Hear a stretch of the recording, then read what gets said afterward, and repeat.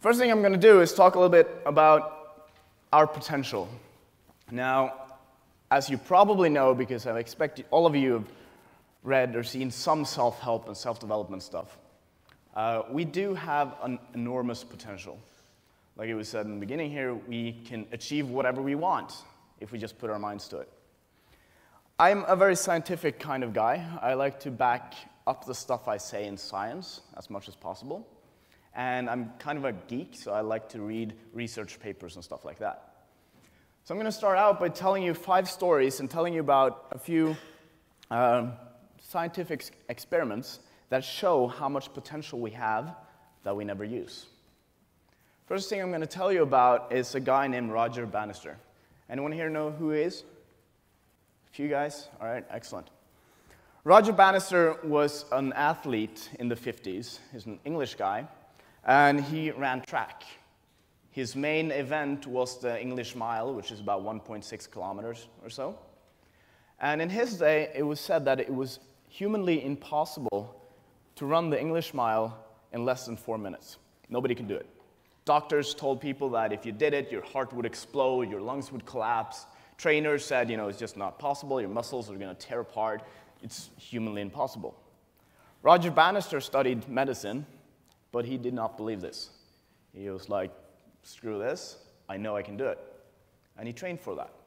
He went running pretty much every day.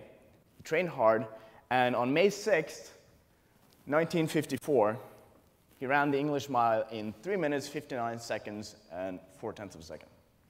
Of course, this was big news at the time. It was all over the world, and everybody was shocked, and all the experts had to come up with explanations for why they were wrong again. And the funny thing is that he was not exceptional at his time, because within a year, 37 other people achieved this same thing. They all ran it in under 4 minutes. Today, the record is 3 minutes, 43 seconds, and 1600ths of a second, which means 16-ish seconds faster than what the experts about 50 years ago said was possible. Now, the question is, did he break a physical barrier or a mental one? What did Roger Bannister do? Of course, you can argue that he did both because he got better at running this distance than anyone had been before him. But as soon as he did, as soon as people around him saw, oh, that's possible. If that guy can do it, I can do it. And they started doing it. And it just got faster and faster. And we see this in a lot of sports. As soon as the new world record is set, all of a sudden a lot of people are running faster than the old world record. A lot of this stuff is in the minds of the athletes. They discover that it's possible, they believe it's possible, and they go do it. Before someone else did it, they didn't have the courage, they didn't have the guts to go for it. But now they do. They have a goal.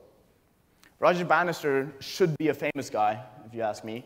Everybody should know who he is, because he's such a great example that you can achieve your goals, you can stick it to the experts telling you you can't do it, and you can lead the way for others.